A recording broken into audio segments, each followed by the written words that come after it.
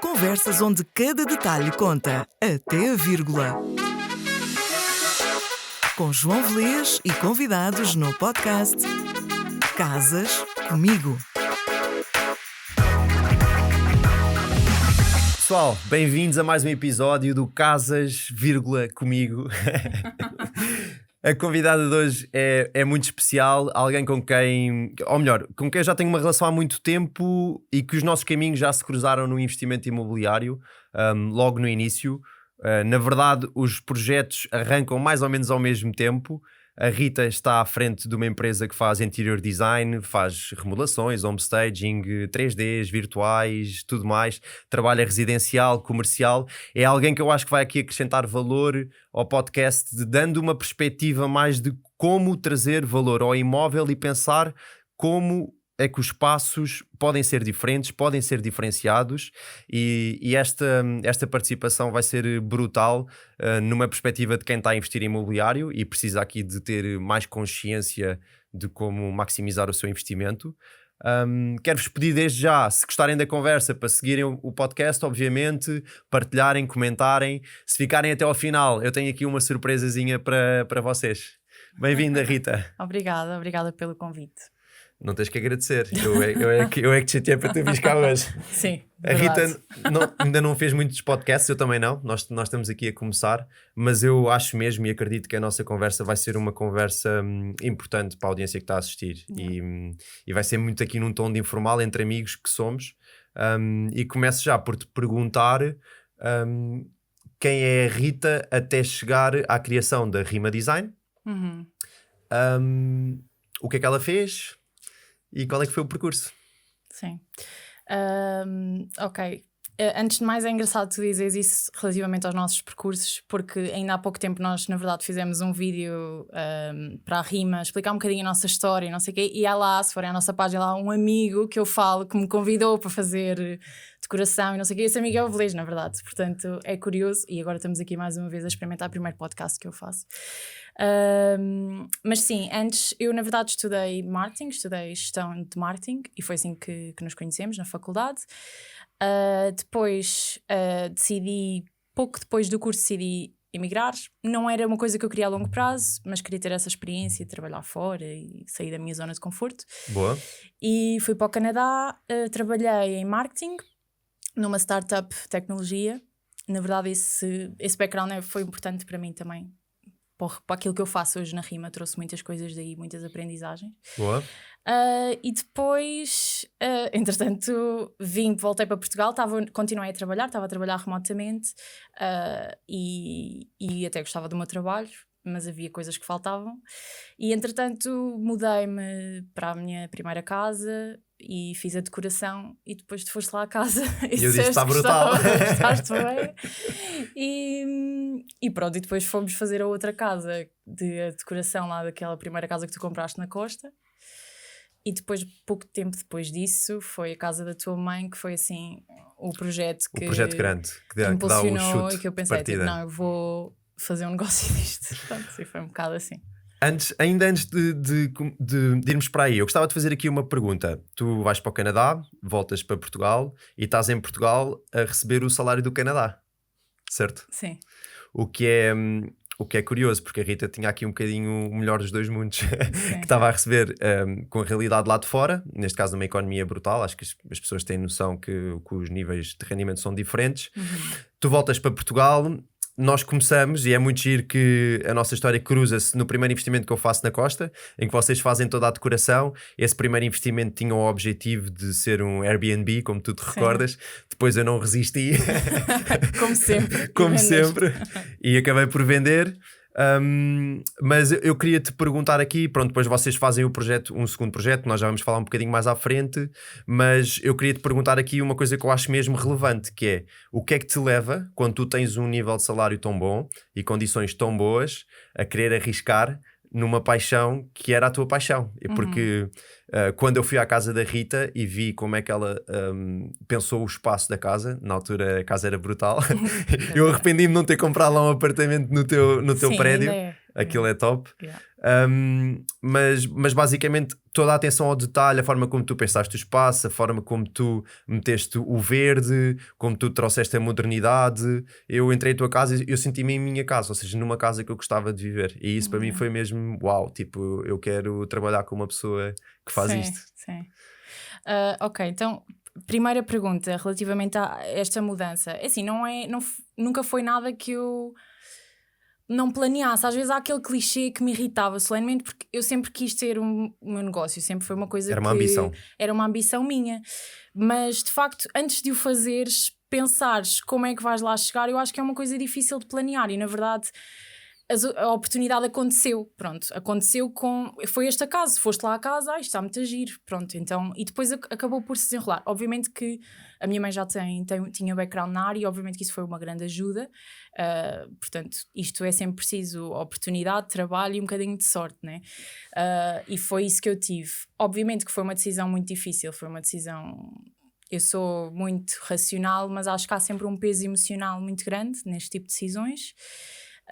E pronto, eu achei que só por a estabilidade quando tens 24 ou 25 anos, que era o que tinhas na altura, que era o que eu tinha na altura, na verdade, pronto, obviamente para mim estabilidade financeira e tudo mais é muito importante, e eu dou esse espaço, eu só dependo de mim mesma, portanto isso para mim é super importante, e na altura era, mas isso não quer dizer que eu me vá retrair a uma coisa onde eu quero arriscar e eu quero evoluir. E pronto, e foi um bocado por aí. Acho que oportunidade e depois coragem. Eu lembro-me quando falei com o meu chefe ao telefone, que eu estava remotamente, desliguei, ele ficou muito desiludido, mas eles no fundo já sabiam que eventualmente aquilo ia acontecer, e eu lembro-me de começar a chorar imenso, tipo uma descarga de adrenalina enorme. Gigante. Sim, e é tipo, ai que merda que eu fiz, ai, desculpa, não sei se você faz mal, podes dizer. Mas tipo, pronto, e tu nunca sabes, né? Estás a apostar em ti, no fundo, e depois a partir daí tens mesmo que trabalhar. Tens que trabalhar, sem dúvidas. Mas eu também acho que quando tu sentes essa chama, quando tu sentes a chama do empreendedorismo, quando tu sentes que só vais ser feliz quando conseguires construir a tua cena, que é a cena que vai acrescentar valor, que vai criar valor para a comunidade, para a sociedade, para os teus clientes. Exato. Quando tu sentes esse chamamento, eu acho que tu não podes questionar. Acho que a determinada altura tens que dar um passo em frente. Sim. A única questão, e que eu acho que tem muito valor na tua perspectiva, é que tu tinhas efetivamente qualquer coisa a perder numa perspectiva que tinhas muito boas condições económicas, já na altura, enquanto que se calhar alguém que esteja em Portugal, sei lá, com um salário mínimo ou algo do género, o risco é pouco, porque a pessoa, resolveu empreender, aquilo falhou, volta para a mesma para o salário mínimo, porque não vai faltar alguém que queira recrutar a pessoa. Sim. Mas pronto, isto para dizer que sem dúvida, acho que esse chamamento... Uma coisa que tu disseste que eu acho que é super importante é isso mesmo, é esse chamamento, ou seja, eu acredito mesmo que nós temos que ter um papel, sentir-nos úteis no mundo e na nossa vida. Eu acho que é das coisas mais motivadoras, mais do que o dinheiro, apesar de muita gente achar que não. E tu sentiste um expert, sentiste bem e sentiste que estás de alguma forma a contribuir.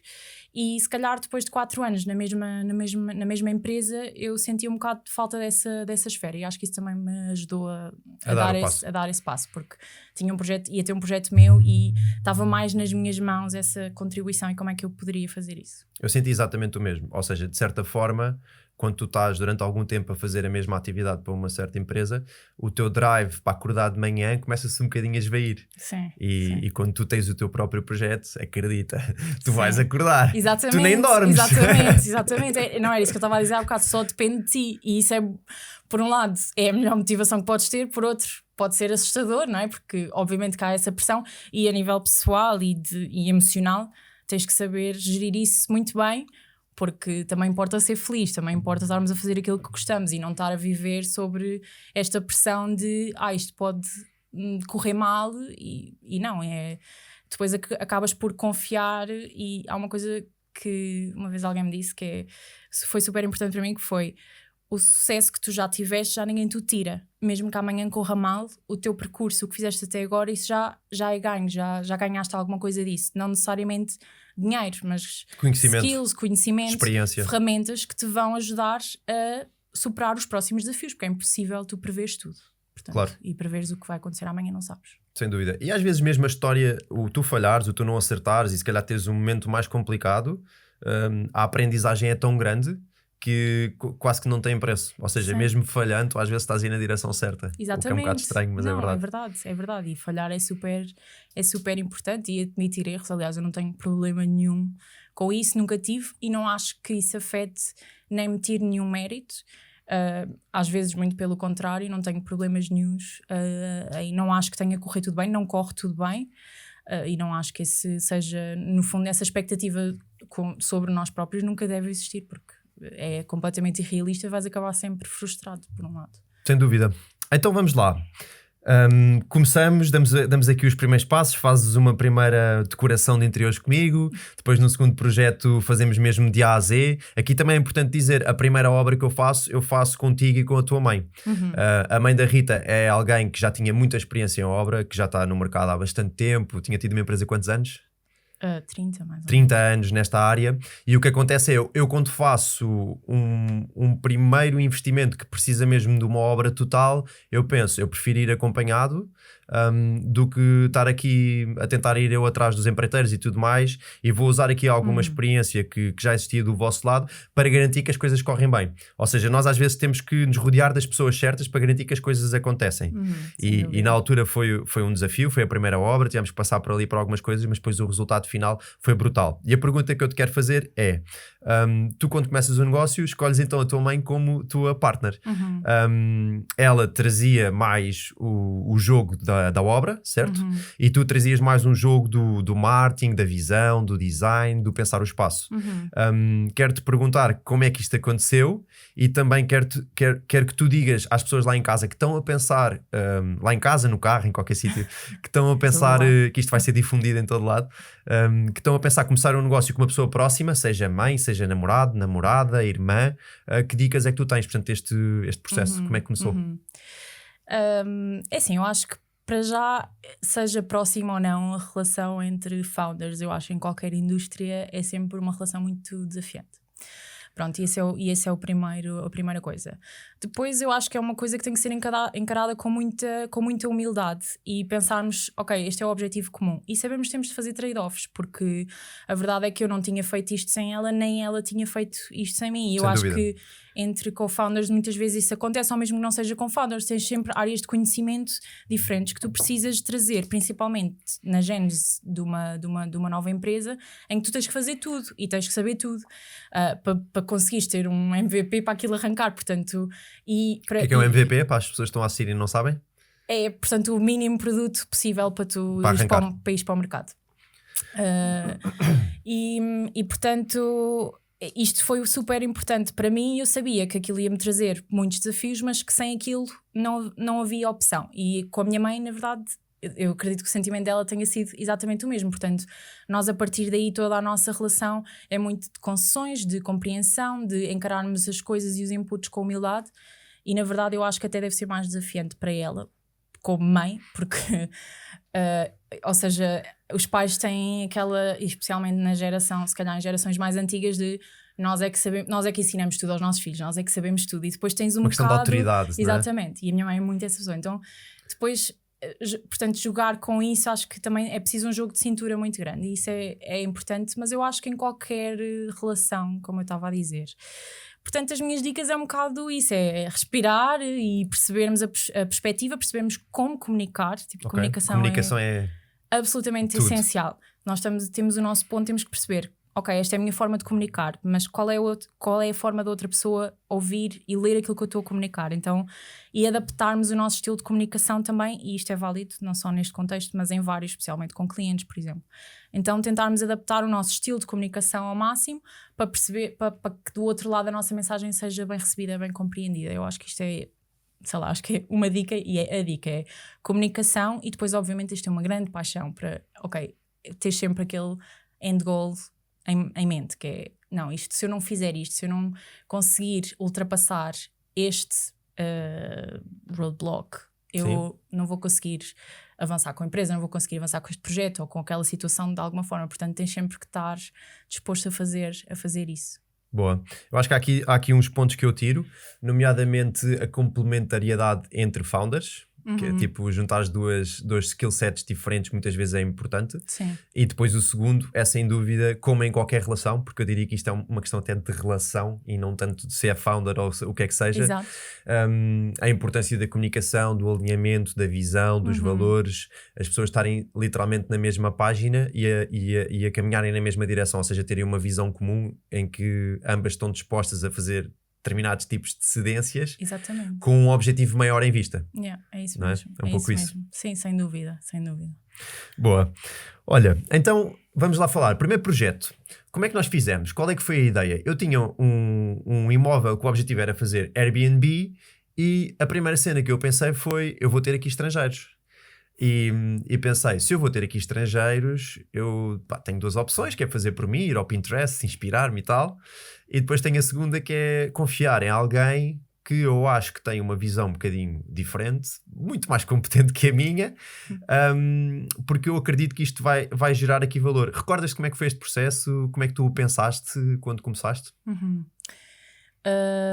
Assim, isto tem sido uma aprendizagem e eu sou a pessoa que eu estou sempre, não é reinventar a roda, claro que não, eu vou sempre construindo no conhecimento, mas eu nunca estou muito satisfeita com a forma como vou fazendo as coisas, portanto, como é que, ou seja, algumas coisas desse processo ainda são assim, iguais, outras mudaram radicalmente. Estamos a falar de quantos anos de empresa? Começaram quando? 5 anos. 5. Pronto, isso muda todos os dias, imagina em 5 anos. Não, exato. Portanto é assim, para ser honesto, já não me lembro bem que ferramentas. Eu lembro-me de ter alguns moodboards e alguns mapas visuais e de ter a clássica lista de compras. Lembro-me perfeitamente, e acho que isto foi, se calhar é aquilo que que tenho mais na memória, que é a parte de montarmos tudo, que foi, pronto, é até às tantas, ainda hoje é. E vocês falta vão para sempre lá. alguma coisa. Vão para a obra. E temos que andar a correr. Ok. Vão para a obra com os últimos detalhes, garantir que aquilo está tudo top. Sim. Esse trabalho ainda acontece. E pronto, e foi um bocado por aí. Depois há muito experimentar no próprio espaço, perceber, olha, isto afinal fica melhor aqui, e ter também essa liberdade. Daí é importante haver essa confiança das pessoas, pronto, neste caso houve da tua parte, é importante também isso da parte dos nossos clientes, porque é preciso confiar que, ok, se isto estava planeado ficar aqui, eu agora pus no outro lado ou no outro sítio, é porque fica melhor afinal. Porque há muito, ou seja, nós tentamos planear tudo, obviamente, ao máximo. Isto mais em decoração, sim, planeamos tudo de antemão. O primeiro projeto foi só decoração, só para contextualizar as pessoas. Exatamente. Mas há muito aquela coisa de chegar ao espaço e sentirmos o espaço e percebermos qual é o impacto que nós queremos que esse espaço crie e como é que temos que colocar as coisas no fundo para o fazer. Ok. Se calhar para as pessoas terem só um bocadinho de ideia, acho que às vezes é bom falar de números. Aquele imóvel que tu realizaste o primeiro trabalho de decoração, eu acredito, em relação aos valores de mercado que se praticavam na altura, eu ainda tenho isto muito de cabeça, que se calhar o facto de eu ter tido ali um dedo de alguém a pensar a decoração me tenha acrescentado talvez 15 a 20 mil euros de valor extra só por ter este trabalho lá realizado. E eu na altura foi aí que eu percebi o impacto que este tipo de projetos pode ter quando tu és investidor. E que se calhar estás um bocadinho, nós também já vamos falar sobre isto, numa ótica mais de contenção de custos, tentar equilibrar os custos, tentar adaptar o que estamos a fazer para o cliente, o end client que estamos a pensar que vai ou arrendar ou comprar o nosso imóvel ou fazer Airbnb, whatever. Portanto, adaptar-nos à realidade do cliente que nós perspectivamos que vai ser o nosso cliente ideal, mas eu percebi logo ali que tu conseguias gerar bastante valor. E sim, o processo foi esse. Eu recordo-me perfeitamente, tu partilhaste um moodboard, partilhaste algumas ideias, depois começámos a afunilar, tu na altura propuseste-me uns verdes que eu não adorei, recordas-te disso? Foi. Que tu querias lá meter e eu disse, eu não estou assim tão confortável. E umas almofadas cor-de-rosa. Exato. Já me lembro.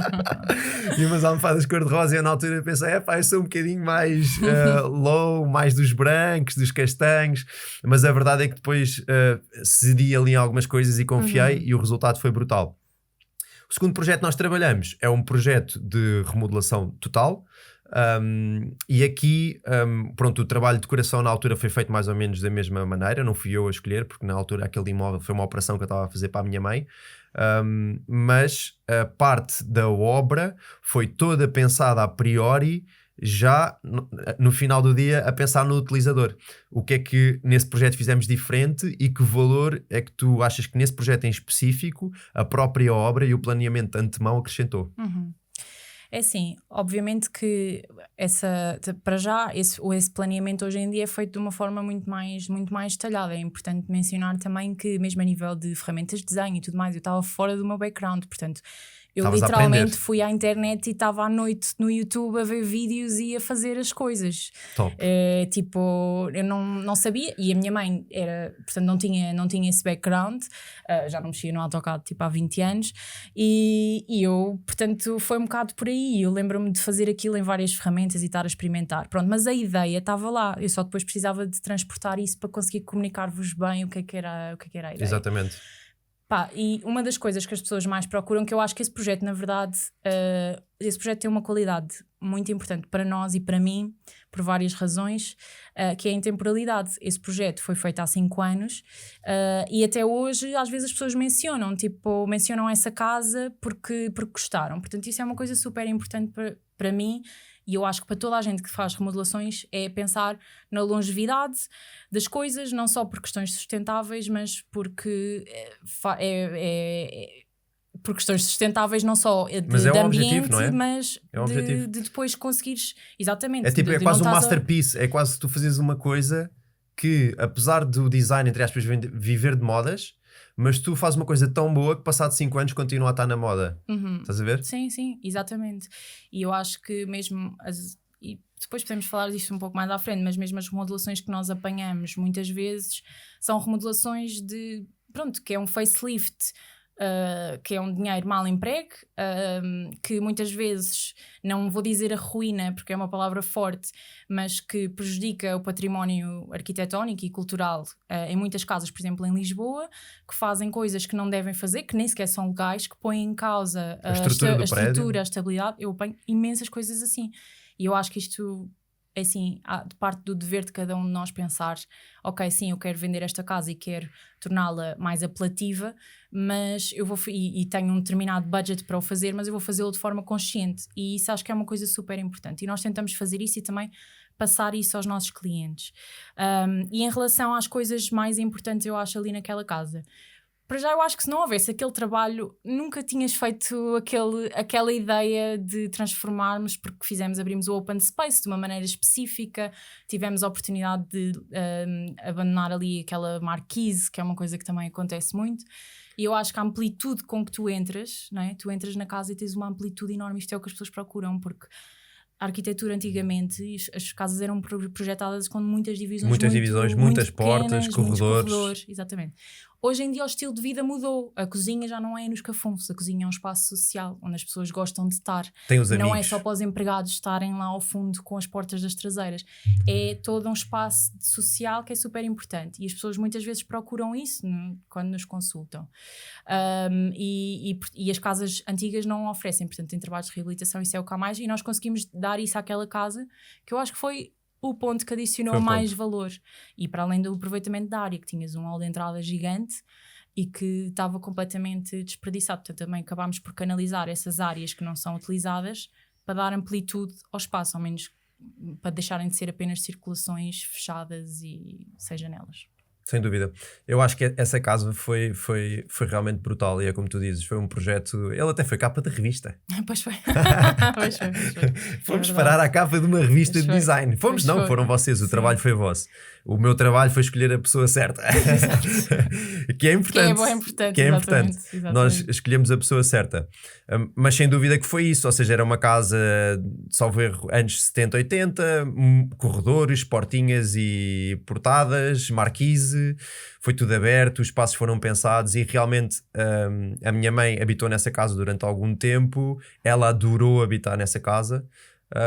E depois, quando foi vendida, também teve uma mais-valia muito agradável, que é a forma como eu penso sempre o investimento imobiliário, que é, ok, mesmo, e neste caso para a minha mãe as coisas funcionam de uma maneira um bocadinho diferente, porque pronto, ela tinha a sua habitação própria permanente e a sua forma de ver as coisas, mas eu quis garantir que mesmo na sua habitação própria permanente ela estava a gerar valor, e portanto foi a lógica por trás de eu ajudar com todo este projeto e fazer tudo isto. Obviamente que também tinha interesse do ponto de vista da aprendizagem, aprendi imenso de obra nessa obra, foi a minha escola. foi ir para lá todos os dias, ver como é que eles estavam a fazer, sentar-me lá com eles, perceber como é que aquilo funcionava. Enfim, foi muito importante para mim e também marca um bocadinho a viragem para mim entre aspas, de alguma profissionalização do investimento imobiliário. Portanto... Sim, eu acho que é importante também, e eu falo muito disto também aos meus clientes, mesmo aqueles que não são investidores, que é sempre na perspectiva de ok, estamos a fazer uma coisa, mas não é simplesmente, não é uma extravagância, nós não temos muito isso, fazemos projetos já se calhar considerados mais de luxo, mas é um luxo do conforto, do soft luxo. Exato, é tipo uma coisa muito livable e tal. E eu muitas vezes falo nisso aos meus clientes, quer dizer, tu não sabes o dia da manhã, as coisas tens que pôr as coisas sempre na balança, isto compensa ou não compensa, isto é uma coisa estapafúrdia que não vale a pena fazer, não vale a pena, dá muito trabalho, o material não há cá, ou sei lá, pronto. Então nós fazemos sempre esse exercício, tanto nos espaços comerciais como nos espaços residenciais, de haver essa flexibilidade também orçamental para o caso das pessoas quererem vender a casa e não ficarem ali com um buraco, com as paredes forradas a ouro, pronto. Então isso é sempre um ponto importante, mesmo quando não é esse o propósito da remodelação. Ok, faço aí então uma pergunta. Obviamente que certas coisas não são inteligentes para um investidor fazer, por exemplo, forrar uma parede a ouro. Quer dizer, o ouro até tem algum valor, tu podes pegar nele e derreter, mas vamos supor usar um mármore mais raro para fazer uma coisa qualquer. Dificilmente aquilo se vai converter em valor acrescentado no imóvel, a menos que estejamos a falar de luxo e pronto, aí a história é diferente, mas para um produto normal. A pergunta que eu te faço é, se tiveres que dar uma dica, por exemplo, a alguém que está a começar no investimento imobiliário, em relação a coisas que tu achas que vale a pena a pessoa investir um bocadinho mais, porque tu tens noção, porque trabalhas muito com o cliente final, que as pessoas valorizam, onde é que tu achas que faz sentido este investidor gastar um bocadinho mais de dinheiro para garantir que tem uma coisa melhor?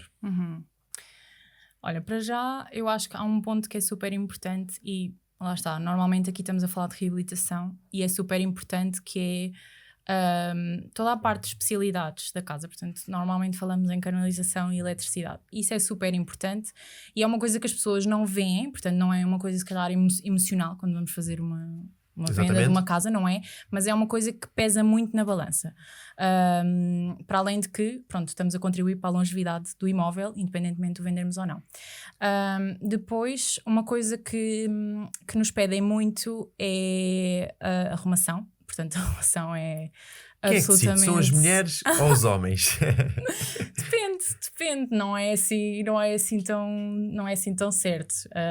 Eu acho que às vezes os casais percebem que não estão assim tão alinhados quanto isso.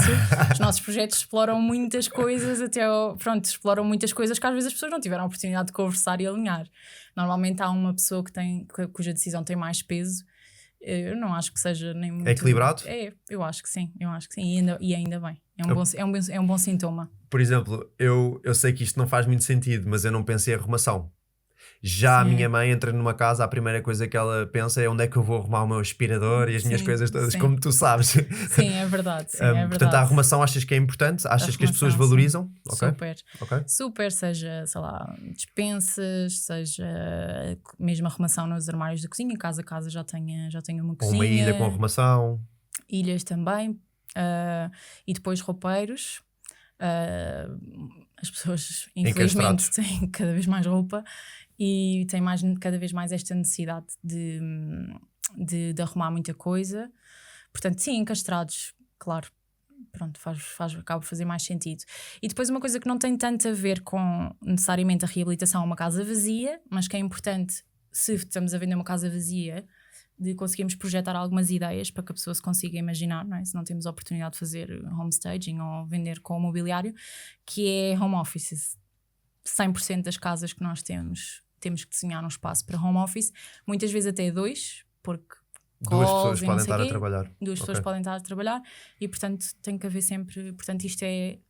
Eu acho que, sem dúvida, as 3 coisas que eu diria que são mais importantes. Porque nesse ponto, e para o pessoal aí em casa, há uma coisa muito importante. Aqui a dica de quem já fez algumas remodelações, que é, isto tem um impacto direto na projeção que vocês fazem da parte elétrica e telecomunicações. Portanto, vocês têm que pensar onde é que vão meter estas coisas, onde é que vão meter a televisão, onde é que vão meter a desk para trabalhar e tudo mais, porque depois, quando forem abrir roços, eles já têm que estar pensados desta maneira. Porque senão o que Sim. acontece é que tu projetas, ok, vou pôr ali uma secretária, mas depois não tens eletricidade e não tens um sítio para o pessoal ligar à internet e de repente a opção é fazer calhas técnicas ou voltar a partir a parede, o que não é muito agradável. Pronto, isto é uma Exato. mensagem lá para casa. Sim, sim, sem dúvida. E nós temos muitos projetos de... Agora temos cada vez mais projetos de pessoal que compra casas novas, portanto condomínios ou apartamentos acabados de fazer, chegam a comprar até em planta, e nós depois acabamos por acompanhar um bocado o andamento da obra e da construção, e há montes de erros desses que nós depois acabamos por, quer dizer, a casa está acabada de entregar e nós entramos outra vez e às vezes temos que partir isto ou substituir aquilo, e também acaba por, pronto, para já custa, porque custa dinheiro e custa o facto de estarmos aquela consciência de isto está novo. Então nós também tentamos sempre colmatar ao máximo, mas isso acontece imenso. As pessoas as casas não são pensadas para serem vividas, no fundo. E é super estranho. Então por isso é que cada vez mais, e eu aconselho sempre isto aos meus clientes, que é, pensem como é que a casa vai ser vivida, além de ter um pavimento X ou bonito, Y e uma pedra XPTO.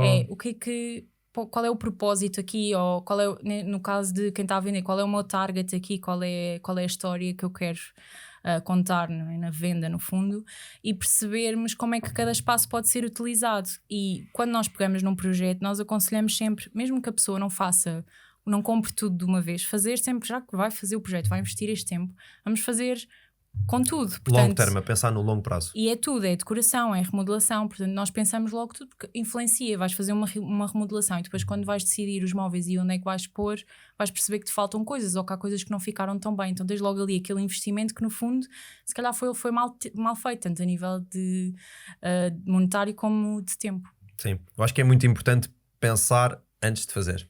Sim. E vocês, todos nós percebemos que, por exemplo, se estivermos a confiar no pessoal da obra, eles fazem e depois pensam. Sim, O que é que acontece? O que acontece é que acabas por ter coisas na obra que não fazem sentido absolutamente nenhum. Depois tu dizes, olha, mas não era para pôr aqui uma televisão? E ele, era.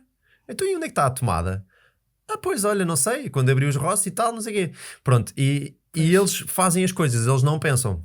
Por exemplo, eles são capazes de, sei lá, um móvel de casa de banho, metê-lo de forma a que tu não consegues abrir a porta. Se tu não estiveres lá para lhes dizeres onde é que eles têm que montar o móvel... Mas para ser justa, isso é super verdade, mas para ser justa, só para fazer um bocado de advogado do diabo, isso não é trabalho deles. É verdade. Isso não é o trabalho Bom deles. ponto. Eles não têm que saber isso. Eles são artistas, no fundo. É um trabalho super difícil. A verdade é essa. E tu não tens na nossa geração, nas gerações mais novas, tu não tens, agora já começa a ter um bocadinho mais, mas não há pessoas com esse interesse. É uma profissão que é vista mal na sociedade. E, portanto, que não faz sentido. Que não faz sentido, porque quer dizer, estamos aqui a falar há coisas que até, é assim, põe a nossa vida em causa, tipo, eu não estou, no seu exagero, é isto, mas é verdade. Sim, manda uma parede abaixo que não ponto. podem e o Exato. vizinho vem cá para abaixo. Pode-se chegar a esse ponto. Portanto, eu acho que é percebermos a importância. Eu acho que isto também vem muito do consumidor e do cliente final, e em Portugal já há um awareness maior para isso, porque quando eu comecei, mesmo há 5 anos, o cenário era diferente. O projeto, não, eu vou chamar o pedreiro ou não sei quem, que faz de pedreiro, de pintor, de eletricista, de canalizador, faz tudo. Ainda faz um staging. Exato. E isso não resulta, e as pessoas já perceberam que não resulta, e portanto isto, eu acho que isto é, não há um culpado, acho que é uma série de componentes ou de fatores deste mundo que acabam por influenciar, e é muito esse estigma, tipo, há muito esse estigma, e que não deixa de ser verdade. Tu tens razão, isso acontece. Eu tenho clientes que já tiveram essas experiências e depois por isso é que nos contactam, e há outros que já ouviram amigos que têm, não fazem. Eu não tenho clientes que sequer equacionam fazer uma obra sem um projeto. Isso é uma realidade que, graças a Deus, passa a expressão, está a mudar completamente. E é por causa disso, é cada macaco no seu galho, cada pessoa tem um papel e esse papel é importante. Pronto, e depois só tem que ser jogado com o budget. Não tens budget para fazer isto tudo, então vamos repensar, não vamos cortar profissões e especialistas que são necessários para atingir aquele objetivo final, percebes? Claro. É um bocadinho tentar estar a fazer um bolo e depois tentar cortar nos ingredientes. É capaz de dar mau resultado. Exatamente. E depois vais comer uma porcaria. Exatamente. Até fica mais ou menos com o mesmo aspecto, imagina. Tipo, se olhares ao pormenor já não é bem e depois sabe. merda. Exato. Pronto, acho que é isso. Ok, sem dúvida. Eu quando estava a fazer o ponto era muito para fazer essa ligação que tu estavas a dizer, que é, no limite, se tu estás numa fase em que não consegues contratar o serviço de alguém para pensar o projeto por ti, epá, arranja um freelancer, arranja uma pessoa que esteja na faculdade e que esteja disponível para fazer isso tipo com um valor mais baixo. Estão à procura de portfólio, estão à procura de portfólio, quando nós começámos, exatamente. sabes que o serviço ou o produto provavelmente não vai ser tão bom como uma empresa como a tua, Sim. mas se calhar vai ser muito melhor do que não teres alguém a pensar contigo as coisas. Exatamente, e mesmo empresas na área, há vários profissionais, há pessoas e empresas que oferecem serviços completamente diferentes, há inclusive agora, especialmente eu vejo mais isto depois do Covid, muitas consultas, até nós estamos a fazer isso agora, ou seja, se queres aconselhamento e não sabes bem como é que has de começar, precisas de, sei lá, 45 minutos para falar com uma pessoa que é mesmo entendida, então nós temos essa opção e a verdade é que... Tu tens esse serviço? Tenho. Eu não sabia. Tenho porque eu acho que é necessário, porque nem toda a gente... Como é que o pessoal chega lá? Se quiser, já agora. Se quiser, já sabes o que é que tens de fazer. Sei lá, Instagram, mas no nosso site há lá informação sobre as consultas e depois há um formulário e é só descrever o que é que pretende, pronto. E nós pedimos alguma informação de antemão, eu olho para a planta, ou eu alguma colega da nossa equipa, olho para a planta, vejo as coisas e depois temos 45 minutos, 60, em que tu pagas um valor que é risório comparativamente com um projeto full. Sim. Mas tens ali algum insight pelo menos para te direcionar, ou seja, vou por aqui, não vou por ali, porque há muito este desconhecimento e precisas de ser, às vezes para arrancares com alguma coisa precisas de ser aconselhado, e nós todos falamos com amigos, aconselhamos-nos, claro. E tudo mais, mas pronto, e não é só a Rima, há muitas empresas que estão a voltar-se para esse modelo de negócio, a voltar sim, para ter este serviço, porque lá está, é tentarmos chegar, não é chegar a todo lado, mas é tentar que o design de interiores não seja uma coisa tão de luxo, e isso é feito com diferentes tipos de serviço. Obviamente não podes esperar, se tens um projeto mais que pagas uma coisa toda, tens ali horas e horas do nosso trabalho, acompanhamento, não sei o quê, não podes esperar o mesmo resultado, claro, que umas dicas ou um projeto, sei lá, virtual, ou uma coisa mais simples, ou uma consulta. Não é a mesma coisa, mas já te dá... É melhor do que avançar sem saber. Sim, às vezes até nós aconselhamos, ou marcas, ou o que for, super transparente. Não é essa a minha... Não é o teu core business. Não é tipo, exato, o meu segredo não é nada disso. Portanto, nós temos essa abertura e muitas empresas também têm. Porque, pronto, ir ao Pinterest não é suficiente. E existe uma coisa em design de interiores que, pronto, tem-se vindo a falar. E desculpa se eu estou a fugir do tópico, diz-me. Não, força, diz. Mas há uma coisa que é super importante termos awareness, que é o Pinterest e o Instagram criam muitas falsas expectativas também sobre os interiores. E desde o Covid os interiores viraram moda, isto a nível mundial. Mesmo que eu acompanho lá fora e tudo mais, houve um boom enorme de ok, quero fazer alguma coisa diferente da minha casa, e por isso houve muito trabalho e uma série de crises de mão de obra e materiais pelo caminho, mas o Pinterest e o Instagram muitas vezes criam estas falsas expectativas do que é que um espaço deve ser e do que é que um espaço, principalmente reabilitado, aquelas transformações do antes e depois, e é tudo muito romântico, não é? E faz lembrar tipo aqueles anúncios das dietas malucas quase às vezes, que não é assim, não é a realidade. Não é a realidade. E portanto eu acho que é preciso também haver algum awareness para qual é a realidade e as reais expectativas que se deve ter, não é? Porque é como se chegasse ao Instagram e pusesse um filtro, não é? É um bocado este efeito que existe, eu acho, também nos interiores. Percebo. Eu acho que as redes sociais têm... Esta é quase uma crítica que eu faço geral. Agora parece um pouco ridículo, o pessoal vai às minhas redes sociais e percebe que eu tenho lá um follow e tal, o pessoal gosta do conteúdo que eu vou partilhando. Mas eu até há pouco tempo não era um ávido utilizador das redes sociais, muito porque eu acredito que as pessoas estão a tentar passar só o melhor. E às vezes o melhor tem muito choro por trás, muitas lágrimas, muitas coisas que não são bem assim, muito Photoshop. Exato. E o que acontece é que cria nas outras pessoas que ainda não têm, mas ambicionam ter, um sentimento de gap gigante que de certa forma provoca uma infelicidade, porque as pessoas acham que só quando chegarem ali, ou só quando tiverem aquilo, só quando o meu espaço for isto, é que eu vou estar bem, é que eu vou ser feliz e é que eu vou poder desfrutar da minha casa. E isto é uma coisa que nas redes sociais a mim, confesso, me perturba um bocadinho. E muito da minha estratégia digital vai passar pela autenticidade, pela partilha da experiência, do bom, do mau, do belo, do quanto tempo, quanto é que custou, como é que correu, foi para a frente, foi para trás, porque eu acredito que aqui é que está a verdadeira evolução, aqui é que está a verdadeira também ligação que tu fazes com as pessoas, porque as pessoas percebem, pá, tu és só mais um humano, só mais uma pessoa aqui a tentar levar este mundo para a frente e tentar fazer qualquer coisa diferente. Tu na tua área, que tentas, pá, pensar o espaço e fazer coisas diferentes, eu na minha, que penso em coisas que eram feias, que se calhar tipo, ninguém via potencial, ou que vejo potencial em algumas zonas ou áreas que ainda ninguém está a pensar, e que depois temos a nossa visão, traçamos o nosso plano e executamos para as coisas acontecerem.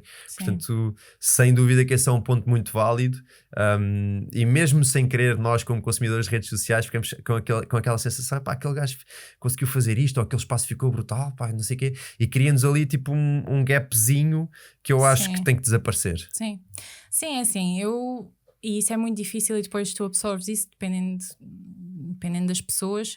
Eu no meu negócio obviamente consumo imenso isso, e eu para já eu não sou uma pessoa, eu não sou de redes sociais de todo, a nível pessoal.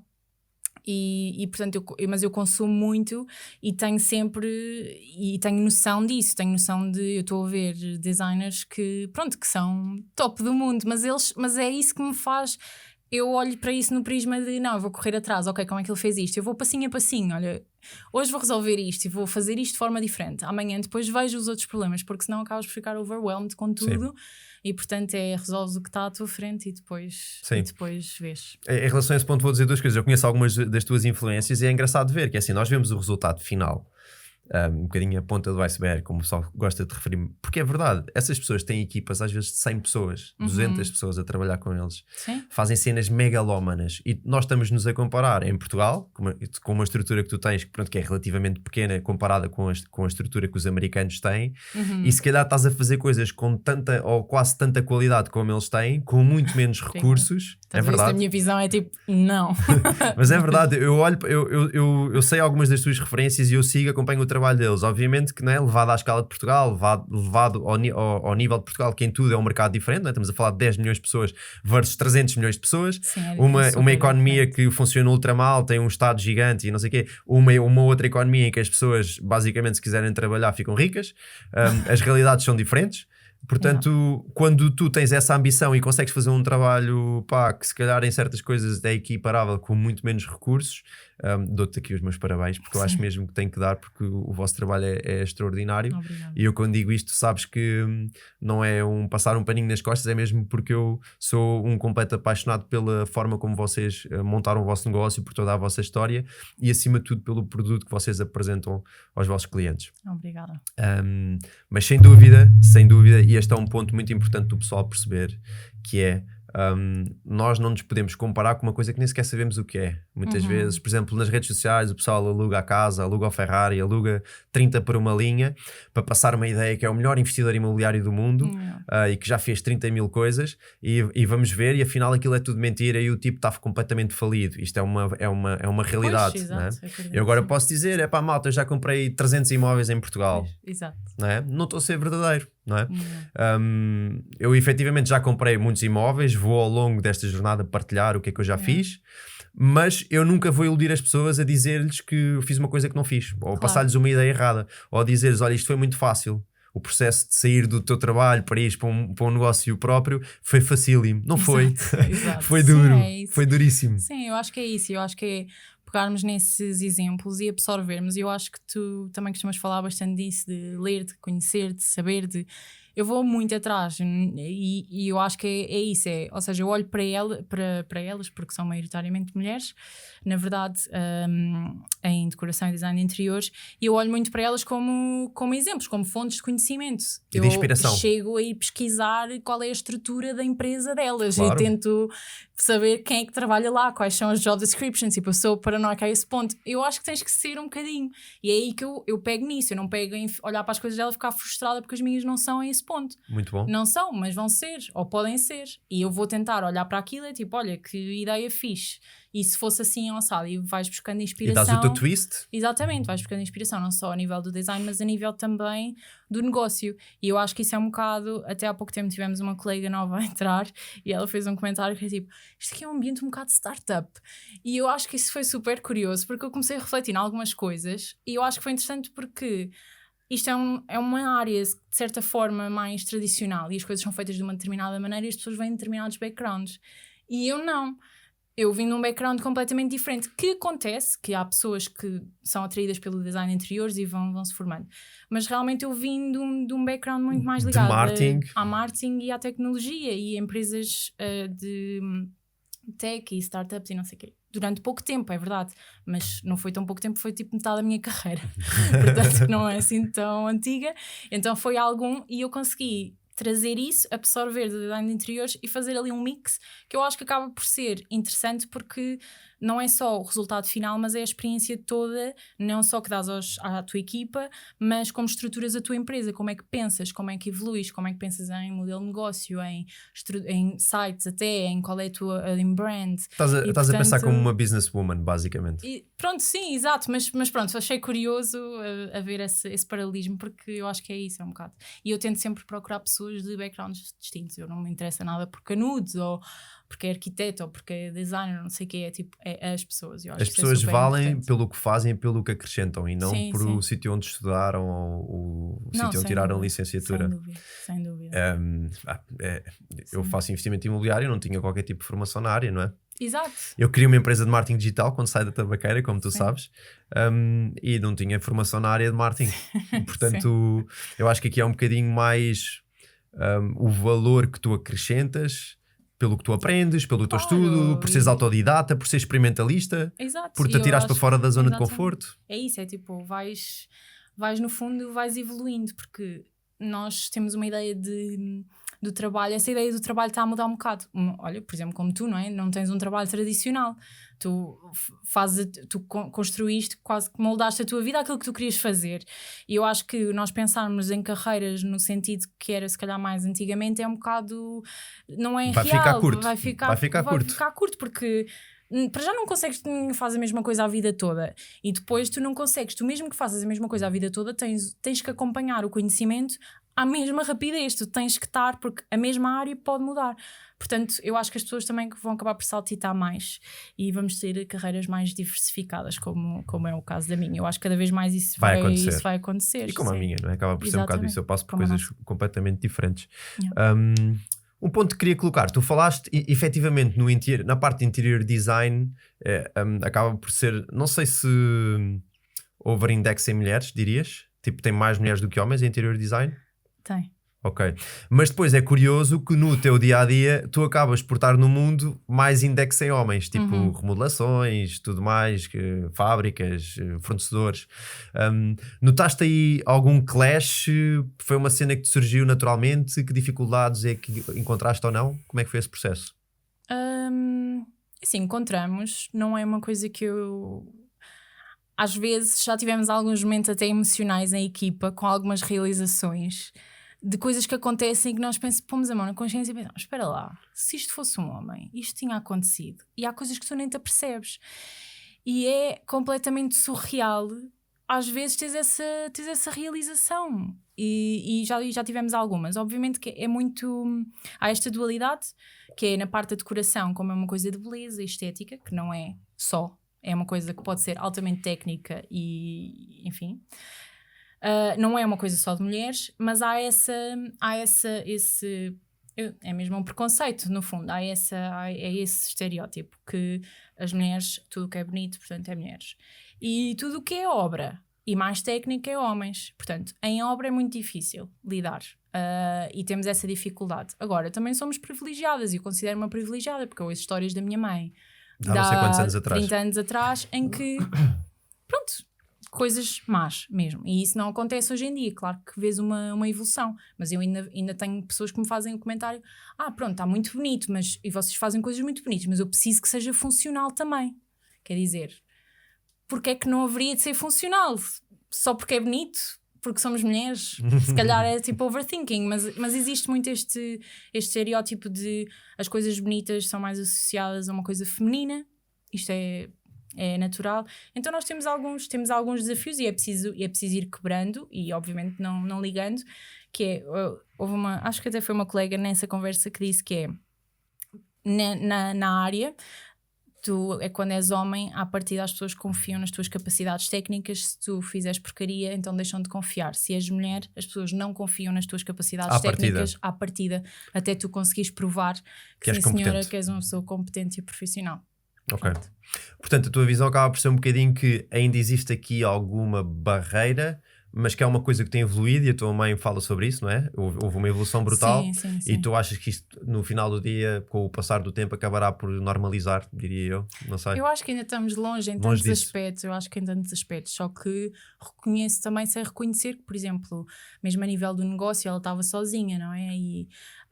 E até já tive com outras pessoas e CEOs mulheres que eu conheci, tive a oportunidade de conhecer na minha vida, que me contam histórias horríveis. E hoje em dia uma mulher, por exemplo, na área da gestão, se calhar já é mais comum. Porque é que não vês mulheres a trabalhar nas obras? Há coisas de acabamentos que eu acho que se calhar haveria muitas mulheres, não é um trabalho de força necessariamente, que é associado ao homem, que também não é verdade. Portanto, há aqui tantos estereótipos ainda por quebrar. E eu acho que isso está a acontecer, mas... É um processo lento. É, infelizmente. Ok. Era só para ter aqui um bocadinho a visão, não é? Uma vez que acabas por ser mulher neste mundo que eu, por exemplo, quando lido, acaba por ser muito, muito masculino, perceber como é que... Qual era a tua visão e perceber onde é que tu achavas que as coisas estavam a ir. Olha, tocando então agora num ponto que eu também acho que vai ajudar as pessoas que estão a pensar em investir, eu queria te perguntar, uma casa, um imóvel, seja o que for, que passe por um processo de ser pensado logo na parte da obra, de eventual home staging, seja virtual, porque ainda se está a vender a ideia, ou seja mesmo depois já físico. Queria te perguntar duas coisas. A primeira é, para o cliente final, o racional versus emocional, o que é que muda? E depois, o que é que isto se traduz a nível de time on the market e valor do imóvel? Perguntar-te a tua opinião e mesmo se tiveres algum caso prático, alguma coisa que tenhas sentido, eu falei de um logo no início, mas pronto, perguntar-te aqui um bocadinho a tua opinião sobre isto. É assim, não sei se tenho algum caso prático. Eu acho que, de facto, o que eu vejo é muito, até nos próprios clientes, ou seja, o cliente entra, às vezes há flexibilidade de budget por esse fator emocional de mas eu precisava de mais disto ou daquilo porque está tão lindo. As pessoas quase que entram um bocado durante o processo do projeto, entram naquele mundo e ficam contentes, e nós também trabalhamos para lhes dar uma boa experiência, desenvolver a casa deles, não é? Porque é a casa deles, e eu acho que não é só o resultado final, é todo o processo e toda a experiência que as pessoas acabam por viver, com materiais, com sonharmos um bocado com a casa, que história que a casa vai contar e da nossa família. Então há muito essa componente emocional. E como é que isto se traduz se, por exemplo, fores ver uma casa que está vazia, uma casa que está toda mobilada ou que foi pensada? É exatamente dares essa componente emocional, apesar de, obviamente, a pessoa que está a visitar se calhar não participou do processo, mas ela acaba por ter algumas sensações, porque tens mais dinamismo, as pessoas projetam, mais facilmente conseguem projetar-se no espaço. E isso é super importante para conseguires uma venda, não é? As pessoas são maioritariamente mais emocionais e existe sempre esta dualidade. Obviamente que temos que ser, que há uma cota parte de há budget ou não há budget. Continua. Há budget ou não há budget.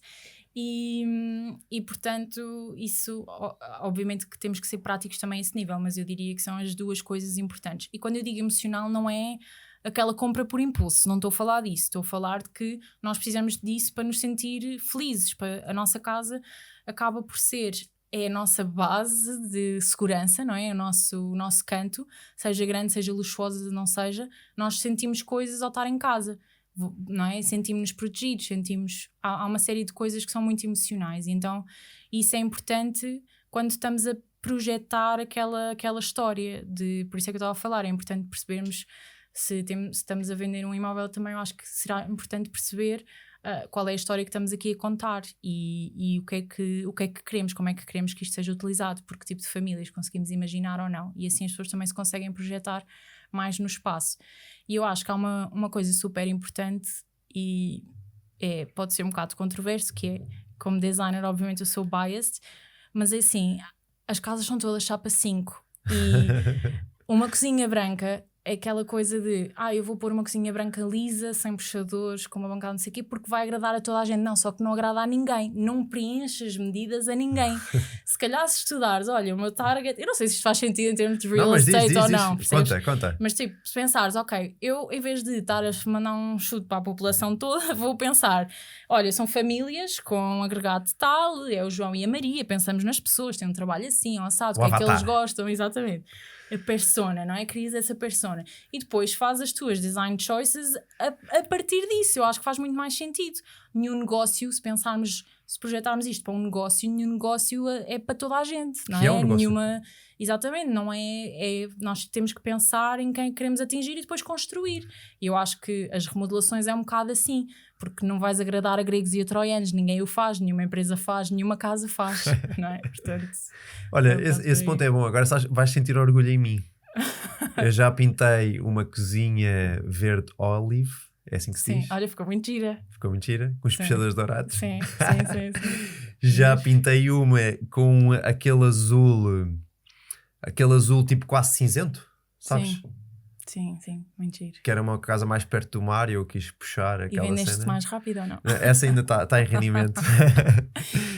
Mas é assim, é isso. Mas atenção, mas todas as pessoas que lá foram, aliás, exato, era isso que eu ia tipo, esquece, esta cozinha, eu pensei. Só pintaste as portas e mudaste troquei os puxadores. Exato, fiz aquela... naquele caso era uma casa de 2005 ou 2006, ou seja, a nível estrutural estava boa. Eu fiz mais um uplift de puxar coisas que eu achava que fazia sentido na casa. Mas isso é uma ótima maneira de, ok, não tens budget, invistam nas coisas que realmente vão fazer a casa durar e que vão, como estávamos a falar há bocado, de canalizações, eletricidade, não sei o quê, e que depois sejam criativos na forma como reaproveitam os materiais. Tu acabaste por criar uma solução sustentável que é atrativa ao mesmo tempo e que é super em conta. Portanto, tu deste uma nova vida a uma cozinha que tinha 10 ou 20 anos, percebes? Isso é ótimo, nós somos super a favor disso e acho que há espaço para todas essas ideias e há espaço para poupar nas coisas que devem ser poupadas e depois deve haver espaço para investir nas coisas que realmente são essenciais. Eu acho que isso é super importante. Eu acho que tu tocaste num ponto importantíssimo e que há pouca gente a fazer, e eu acho que é um dos maiores passos que nós temos no investimento imobiliário em Portugal, que é trazer um bocadinho do marketing para o investimento. Pensar de maneira diferente. Pensar quem é que é o teu avatar. Aquela pessoa que tu estás a ver que te vai comprar aquele imóvel, que te vai arrendar aquele imóvel.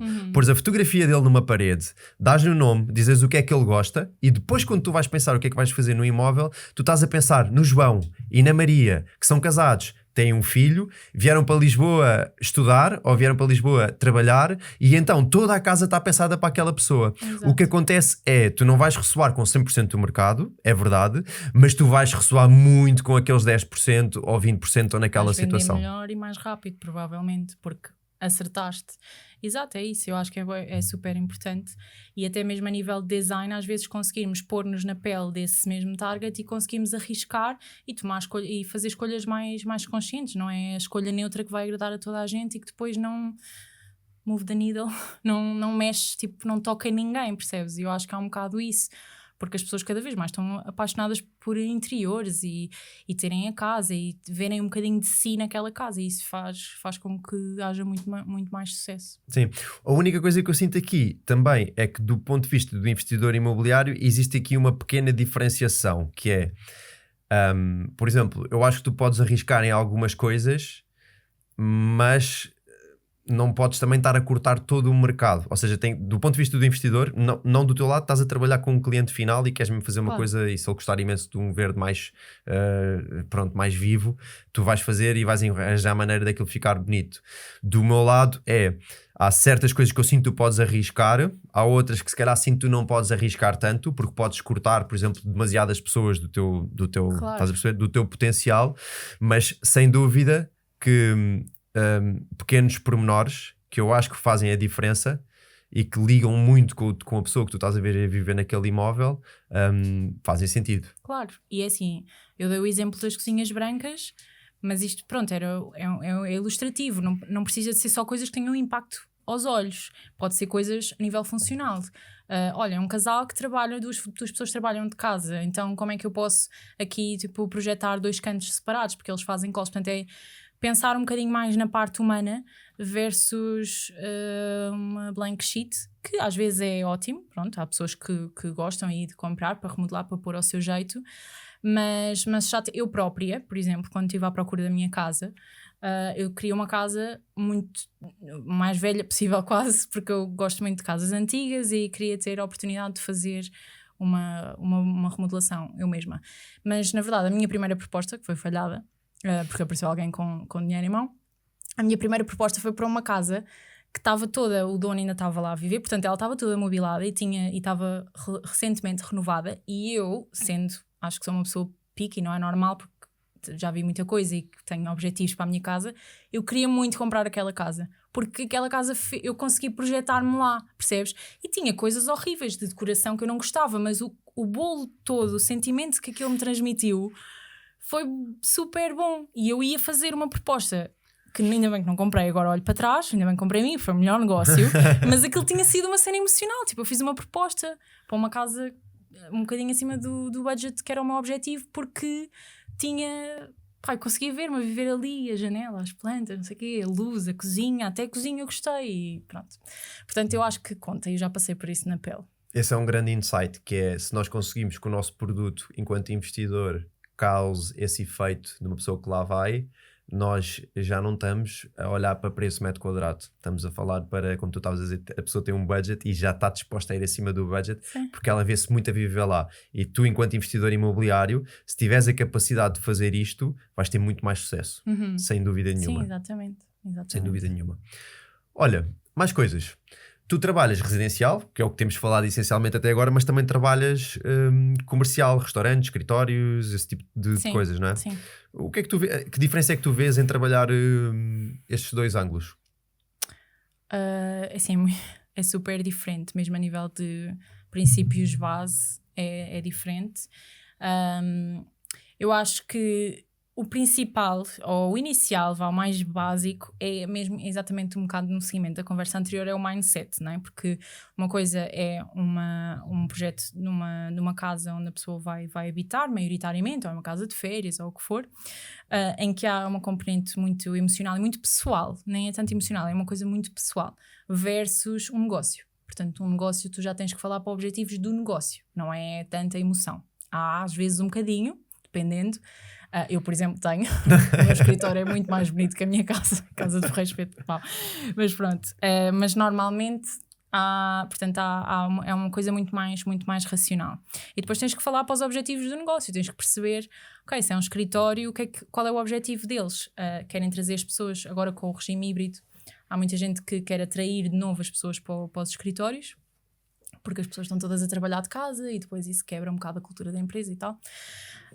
Essa história toda, e portanto isso é uma coisa super importante, e o aproveitamento dos metros quadrados, e depois obviamente a relação do budget também é super importante, e não há tanto se calhar esse fator emocional. Os budgets, os timings são mais fixos e as escolhas são mais fáceis. A nível de design, nós na verdade temos equipas divididas e especializadas. São distintas, sim. Ou seja, obviamente cá nós somos ainda assim uma equipa de 9 pessoas, pequena, mas há uma... 9 pessoas? 9 atualmente? Pessoas, sim. Mas ainda assim há uma especialização, porque quando tu entras em detalhe nas 2 áreas e queres fazer projetos com a qualidade que nós queremos, precisas mesmo de pessoas que tenham algum entendimento, porque não é só criar coisas bonitas, é perceber. No escritório, por exemplo, nós vamos ao fundo de quem são as equipas, o que é que fazem, o que é que não fazem, que tem externos, não tem externos, tem pessoas, que tipo de reuniões é que tem reuniões em pé, brainstorming, não é? Reuniões formais. Portanto, vocês estudam o modelo de negócio dessas empresas para lhes oferecer uma solução 100% de chave na mão. Basicamente é isto. Sim, ou seja, não é simplesmente fazer o fit-out, que há muitas empresas no mercado a fazerem, mas o nosso core é mesmo a parte de pensar nas pessoas e pensar também na longevidade, não é fazer um escritório enorme com montes de salas divididas e não sei o quê, imobiliário, mas é pensar, ok, esta mesa está aqui, e se daqui a 1 ano ou 6 meses a pessoa passar a equipa de 20 para 40, como é que eles fazem? Onde é que há espaço para isso? Onde é que há espaço para crescer? Se eles mudarem de edifício, que é uma coisa que acontece imenso, o que é que podem levar? Como é que levam? E isso é super importante também para nós conseguirmos acrescentar valor no nosso trabalho na parte de escritórios. E comerciais é um bocadinho por aí. Espaços de restaurante, na verdade, é o segmento que nós queremos crescer, mas que temos menos experiência, para ser muito honesta. Já fizemos uma hamburgueria, não foi? Exato, o X. Eu gostei muito. E pronto, eles, na verdade, pronto, esse projeto foi super interessante e desafiante, também foi uma grande aprendizagem. Aí já há uma componente de materiais, é muito importante para garantir que resistem e tal.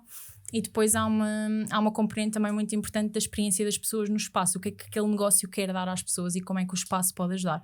E hoje em dia os espaços comerciais é super importante o interior, como eles são desenhados, tanto os restaurantes, se tens um feature giro num restaurante, muito provavelmente alguém vai tirar uma foto para o Instagram, mesmo que e a comida obviamente que é o mais importante, mas pronto, mas o espaço também é um Tem que ser componente pensado. super importante para o sucesso daquele negócio. Ok. Em relação a residencial, neste momento trabalhas mais com portugueses ou estrangeiros? Estrangeiros. Tens noção do percentual atualmente? Talvez 80% estrangeiros. 80% estrangeiros. Curioso, é curioso pensar que a nível residencial tens muita gente estrangeira. É um pouco triste também, na verdade. Não é que eu não, que obviamente eu adoro todos os meus clientes, tudo bem, aprendo com todos e todos os projetos são uma aventura, mas é realmente um sintoma do que está a acontecer em Portugal. Pronto. Ok. Aí pergunto, do ponto de vista profissional, quais as diferenças que tu notas em trabalhar com um cliente português versus trabalhar com um cliente estrangeiro? Se podes assim, obviamente que né, estamos aqui a pôr tudo no mesmo saco e é diferente, né? Tens um cliente português que é de uma maneira, outro que é de outra, mas assim, trends que tu vês trabalhar com portugueses ou estrangeiros? É assim, nós como temos também várias nacionalidades, eu acho que não se pode pôr assim no mesmo, não tem assim nenhuma forma de trabalhar. Obviamente que geralmente há diferenças no budget, portanto essa é logo uma componente. Eles têm cash para gastar. À partida têm mais poder para gastar, pronto, para investir do que o português. Sim, não sei, talvez os portugueses sejam um bocadinho mais desconfiados, o que é estranho porque estão no país e conhecem e muitas vezes, portanto, eu tenho clientes que podem ir ao teu escritório, conhecem a tua equipa, veem as tuas obras. Não é mais desconfiados, têm mais dificuldade em confiar. E eu acho que é por causa daquelas histórias do pedreiro que histórico que existe. Exatamente, o histórico que existe, e depois de haver, ou seja, o design de interiores. Não vou dizer para as massas porque não é para as massas, a verdade é que ainda não é para as massas, mas este serviço de design de interiores não é uma coisa que as pessoas tenham muita experiência a fazer ou que tenham pessoas que conhecem que já tenham feito, é uma coisa relativamente nova. Eu acho que para muitos dos nossos clientes é uma coisa nova, então se calhar é por isso, existe mais essa quase reticência em mas como é que vai ficar? E às vezes nós fazemos elevações 3D e tudo mais e as pessoas dizem não estou a conseguir imaginar, não estou a conseguir visualizar, não consigo decidir, eu não posso fazer mais que isto com porque 3D. já estamos a mostrar 3D. Portanto eu acho que é depois um bocado construir essa relação de confiança com os clientes, porque a verdade é que para o sucesso de qualquer projeto que eu tenha, as pessoas têm que confiar em nós, e às vezes é injusto pedir isso, consigo compreender, porque depende das personalidades. Nós temos que, eu digo aos meus clientes antes de fazer o onboarding do cliente e tudo, eu digo mesmo, nós nos próximos tempos vamos ser uma equipa e portanto vamos trabalhar, vamos ter que nos adaptar às nossas formas de trabalhar, vamos ter que colaborar, vamos ter que tomar decisões juntos. É um bocado por aí, é quase como se fizesse um recrutamento por projeto.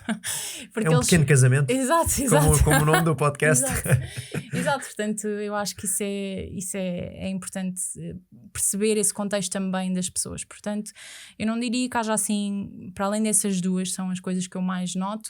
Obviamente depois há determinadas nacionalidades que eu noto que trabalhamos muito, por exemplo, com norte-americanos, e há traços da personalidade deles que eu na verdade já estava habituada porque já lidaste, porque já tinha lidado, e eu acho que isso até tem sido um fator importante para eu conseguir criar essa empatia com eles.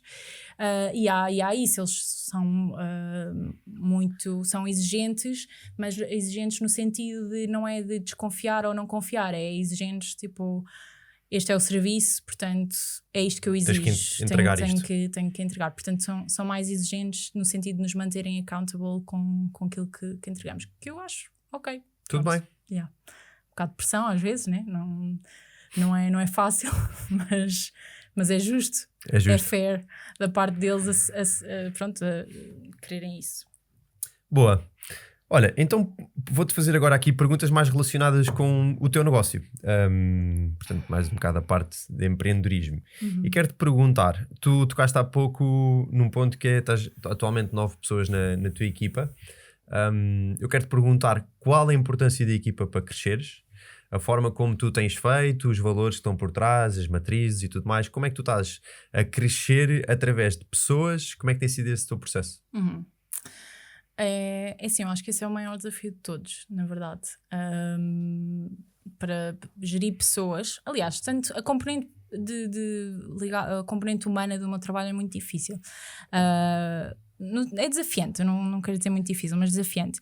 E isso passa também pela equipa.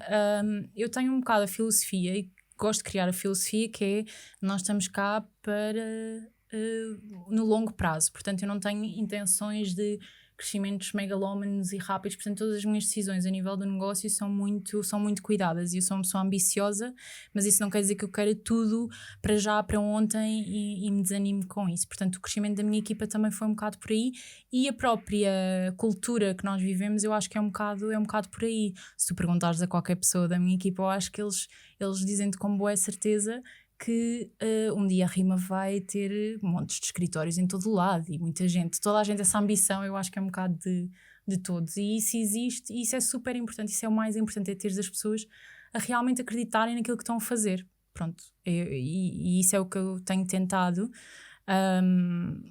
transmitir, e também obviamente que há abertura, sei lá, não deixamos de ser uma empresa familiar. E eu acho que isso é super importante na mentalidade com que as pessoas estão. Ninguém está ali no curto prazo, as pessoas estão ali mesmo para fazer aquilo resultar, e sentimos que estamos todas no mesmo barco. E isso é chave do sucesso, absolutamente chave. É as pessoas sentirem que o projeto também é delas, não é? Sim, eu acho que todas sentem isso. Porquê? Porquê? Exatamente. O que é uma empresa? Vamos mais longe, né?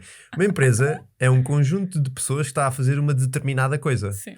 Se essas pessoas não quiserem fazer aquela coisa que elas estão a fazer, tu não tens uma empresa. Não.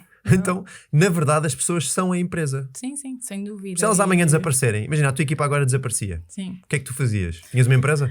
Não, tinha que contratar tudo de novo, tinha que repensar, havia muita coisa que era abalada. Ainda assim, eu acredito que ninguém é insubstituível, e eu luto muito também para que eu não seja insubstituível no meu negócio, porque eu acho que isso não é a boa liderança, e portanto eu tento sempre ao máximo delegar e desprender, e também pensar um bocadinho nas coisas nessa vertente, ou seja, a Rima existe para além de mim, e existe para além de todas elas. Obviamente que este mix, seja com qualquer equipa, eu acho que o mix de pessoas que tu escolhes é muito difícil de escolher e de acertar, a verdade é essa. Eu também já tive os meus desafios, mas sinto que as pessoas que estão comigo e que estão comigo há mais tempo é o meu core, tipo, e tens dificuldades delas, todas nós temos as nossas dificuldades, os nossos desafios, não há ninguém perfeito, mas tens aquela pessoa que tu sabes que está ali contigo e que está a dar o litro, porque também acredita, na forma dela acredita naquilo que nós estamos a fazer, e põe o cunho dela também. Tanto as minhas designers têm liberdade criativa como qualquer outra pessoa. Estou sempre a dizer, ok, soluções, faz o que quiseres, olha, não precisas que eu decida isto, faz tu decides, eu confio em ti, faz tu. Estás a perceber? Isto às vezes, também conseguires confiar nas pessoas e dares esse espaço, eu acho que é super importante para conseguires ter uma equipa que também depois te dá de volta à empresa, não é? E isso tem sido absolutamente chave, eu acho, no sucesso da Rima. Boa, sem dúvida que os pontos que tu referiste são pontos com os quais eu me identifico, e estabelecendo um paralelismo para outras empresas que também têm sucesso, sem dúvida que o sentimento que tu estás num projeto que também é teu, o sentimento que tu fazes parte, que as pessoas estão a lutar na mesma visão que tu tens, não é? Sim. Querendo concretizar os mesmos objetivos, é o core, e obviamente que isso traz muitos desafios, porque as pessoas são desafios, não é? Sim, e é isso. Aliás, mas pronto, mas tens as duas coisas, tens a parte desafiante e a parte que é muito boa. Eu, por exemplo, uma das coisas, nós estamos sempre a tentar superar-nos. E isso é uma coisa que toda a gente tem em comum. E muitas vezes, mesmo com a equipa de design, nós acertamos, tipo, trocamos umas ideias. Olha, isto está bom, mudamos isto, mudamos aquilo, o que é que tu achas? E depois, muitas vezes, 2 dias mais tarde, eu vou ver aquilo e ela mudou completamente porque teve esse tempo, mas que aquilo ainda não estava bom para ela, percebes? E isso é super interessante, perceber que as pessoas têm essa ambição. Para além de podiam dizer, a Rita já disse, está ok, não vou ter mais trabalho com isso. Mas isto não existe muitas vezes, e mesmo, pronto, agora com o rebranding, por exemplo, foi igual. Houve muita coisa que eu também consegui abrir mão. Não tenho esse... Tiveste que o fazer, não é? Sim, não tenho esse apego e quero que as pessoas sintam que também têm esse contributo. Acho que toda a gente consegue sentir isso. E depois é um bocado pegando naquilo que estavas a dizer há bocado sobre o papel de uma empresa. Qual é o papel de uma empresa e o que é uma empresa. E isso é uma coisa super importante, porque na verdade, na sua gênese, as empresas servem para contribuir de alguma forma para a sociedade, não é para lucrar. Acrescentar valor. É para acrescentar valor. E isso depois traz o cash. Exatamente. E quando tu tens isso em vista versus o cash, então o cash vem, porque tu precisas dele para continuares, não é? O teu caminho, tu precisas disso, não vamos ser também a história da carochinha. Precisas disso para continuares, precisas disso para reinvestir na empresa, para dar as melhores condições, o que for. Mas o objetivo final é tipo, qual é a nossa contribuição, qual é o nosso papel, o que é que nós estamos aqui a fazer. E essa mentalidade existe muito, e aí a corrida custa-te menos. Sem dúvida. A corrida custa menos. Isso é uma boa forma de terminar. Olha, vou fazer-te aqui uma pergunta das histórias que eu coloquei no Instagram. Nomeadamente, tenho aqui uma boa. O que é que achas sobre o chão cinzento? Isso é gozar ou não? Não, responde. O que é que tu respondes? Eu não gosto de cinzento em nada. Portanto, é assim, eu não compro modas. Pronto, porque as modas vão fazer com que as vossas casas daqui a 2 anos já não vão ser, está aqui, pronto. Mas eu vou aqui à chão cinzento, que é um cinzento mais quente, ou à pedra cinzenta que eu gosto, tudo que seja materiais naturais, acho que é sempre uma boa aposta e é uma forma de manterem a temporalidade. Pavimento vinílico ou flutuante com madeira cinzenta, não. Ok. Vou-te fazer aqui mais uma do público que está interessante. O que é que dirias à Rita? O que é que dirias à Rita que começou a rima? Dirias-lhe alguma coisa para atalhar caminho? Tipo um conselho que fizesse com que se calhar tu conseguisses chegar a alguma conclusão mais rápido, ou que o teu negócio crescesse mais rápido, ou uma aprendizagem que se calhar custou-te a ter. Dirias alguma coisa? Eu acho que assim, no geral, diria muitas coisas, mas não no sentido de direção. Atalhos. Okay. De atalhos. Se calhar dava algumas dicas de alguns projetos que depois acabaram por correr mal, não é? Se eu tivesse uma visão no futuro, é tipo, olha, não fazes isto assim, fazes assado, mas são coisas muito específicas de alguns projetos. Por causa das pessoas ou do projeto em si? Ou seja, do cliente, entre aspas, ou do projeto em si? Dos dois, já me aconteceu de tudo. Okay. Mas nós não estamos sempre bem, ninguém está sempre bem, e eu tenho consciência disso. Também nenhuma empresa consegue agradar até gregos e a troianos. Somos humanos, não é? Hoje em dia também há clientes e projetos maiores que também já faço mais filtro não é filtro, atenção, não quero ser mal interpretada, mas é perceber qual é a nossa compatibilidade, porque vamos trabalhar juntos, e isso é super importante. Mas sei lá, dizia se calhar para ter calma, porque eu fico muitas vezes frustrada, isto para partilhar mais pessoal, mas eu fico muitas vezes frustrada pelo aquilo que não tenho ou que não consigo. No fundo, isso é uma coisa que me faz correr atrás de mais e melhor e melhorar, mas depois perco um bocado o aproveitar o momento, né? Pronto, então é um exercício que eu tenho feito. Boa. E a pergunta com a qual eu gostava de concluir o podcast é: a Rita só trabalha? A Rita faz... O que é que a Rita gosta de fazer fora trabalho? Quais é que são as tuas paixões?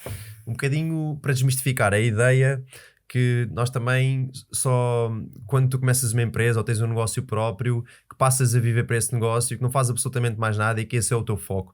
Eu acho que a determinada altura da tua vida, como se calhar te aconteceu no início, como se calhar me aconteceu no início, em que eu estou, por exemplo, agora neste momento baixo d'água, com a quantidade de coisas que eu tenho para fazer, a verdade é que eu acredito que nós devemos sempre tentar encontrar um equilíbrio, e o equilíbrio faz em todas as vertentes da nossa vida. E é nesse sentido que eu te quero perguntar o que é que para além da rima, de todas estas ideias, dos projetos e das coisas que estás a fazer, o que é que estás a fazer no background? Eu adoro viajar, adoro estar com a minha família. Tenho 2 sobrinhos novos, porque tenho mais antigos, mas tenho 2 sobrinhos novos, gêmeos, que adoro, e adoro o meu irmão, a minha família. Nós somos super chegados, portanto isso é sem dúvida são tão chegados que até são sócios. Exatamente. Sempre fomos muito chegados, e pronto, e agora tenho os meus sobrinhos, por isso aproveito também para passar tempo com eles, porque eles não vivem cá. E isso é importante. Sentes que isso te ajuda a lidar com todo o processo e todo o stress, e toda a pressão do trabalho? É um bocado a forma como tu, no teu dia-a-dia, vais... Não, sem dúvida. Eu consigo, sei lá, no momento social e não sei o quê, tipo, eu gosto de fazer isso e acabo por me conseguir abstrair, e eu acho que é importante, e uma dica em geral, eu acho que isto não é só para as pessoas que têm empresas, mas também para qualquer profissional que se sinta frustrado, é... Nós, na nossa geração, acabamos por nos definir muito pelo aquilo que é a nossa profissão. Quando conheces alguém, perguntas: o que é que fazes? Percebes? É essa mesma pergunta mais importante. Sou médico. Exatamente. Então, nós acabamos por buscar a nossa autoestima e a nossa identidade muito ao nosso trabalho. E eu também faço isso também de consciência, porque a minha relação com o trabalho é uma relação que eu aceito. Não tem que ser a certa para toda a gente. Eu tenho consciência que eu dou muito da minha vida e da minha energia ao trabalho porque me faz feliz, porque eu gosto. E é uma decisão que eu tomo consciente. Agora, há pessoas que não, e eu acho que isso não, ou seja, tudo que corre mal ou corre bem não nos deve definir e não deve ser levado para o lado pessoal. Obviamente que isto é mais fácil dizer do que eu própria também me batalho com isto muitas vezes, mas acho que isso é super importante. Por isso eu gosto de fazer outras coisas, mas gosto muito de trabalhar e gosto muito do que faço. Boa. Eu acho que, nota-se, eu acho que quando o trabalho é bem feito, está sempre por trás uma pessoa, uma equipa que gosta do que faz. Porque senão o produto final nunca vai ser aquele produto que causa o efeito wow e que deixa as pessoas surpresas e que se calhar entrega acima da expectativa que a pessoa tinha para aquele serviço ou produto que acabou de comprar. E portanto eu não tenho muitas dúvidas sobre isso. Bem, pessoal, quem assistiu até aqui, eu disse que havia um pequeno presente, obviamente que é simbólico, mas que é importante. Portanto, esta canequinha pode ser tua. Só tens que fazer uma coisa simples, que é comentar, seguir, partilhar. O comentário mais interessante ou o que eu achar mais piada, o que eu vou fazer é, vocês ou podem vir ter comigo, eu entrego-vos a caneca e trocamos algumas ideias sobre investimento imobiliário, ou então eu faço-vos chegar a caneca. A ideia é que tanto no YouTube como nas diversas plataformas comentem e eu vou ler com muita atenção. Em relação às histórias do Instagram, depois quando o podcast sair, quem partilhar o podcast nas histórias e colocar um comentário mais giro, eu faço exatamente a mesma coisa, faço chegar uma canecazinha, ou se quiserem podem vir ter comigo, ter a oportunidade de me conhecer pessoalmente e termos aqui uns dedos de conversa sobre imobiliário. Rita, obrigado pelo teu tempo. Obrigada. Gostei obrigado muito. pela tua partilha. E foi boa a sorte estreia. com o podcast. Sim. Gostaste? Gostei muito. Pá, eu acho que este formato é um formato... Também já não te vi há muito tempo, por isso aproveitámos para a boa conversa. Na verdade é isso, Eu quando desafiei foi muito por aí, vamos ter uma conversa os dois, não é? Vamos falar, vamos trocar aqui umas opiniões, perceber o que é que tu estás a fazer, para onde é que estás a ir, tocar aqui nos pontos nos quais as nossas vidas se cruzaram e pronto, é uma conversa de amigos, é muito o que eu quero trazer para este podcast, é chamar pessoas que já têm muita visibilidade, outras que não têm tanto, mas que eu acho que têm alguma coisa a dizer e que de certa forma representem algum exemplo ou tenham características que eu admiro e que eu acho que tendo uma conversa, tendo esta possibilidade de distribuir conteúdo de forma mais massificada, pode ajudar outras pessoas que estão lá em casa, que estão no carro, estão whatever que seja, a tomarem melhores decisões e a terem uma vida melhor. Portanto, obrigado por teres vindo. Obrigada. Queres dizer alguma coisa aqui para a câmara? Não. Então vá, pessoal. Até à próxima. Obrigado pela vossa paciência, pela vossa insistência, se chegaram até aqui. Sou profundamente agradecido. e até ao próximo episódio. Conversas onde cada detalhe conta, até a vírgula. Com João Velez e convidados no podcast Casas Comigo.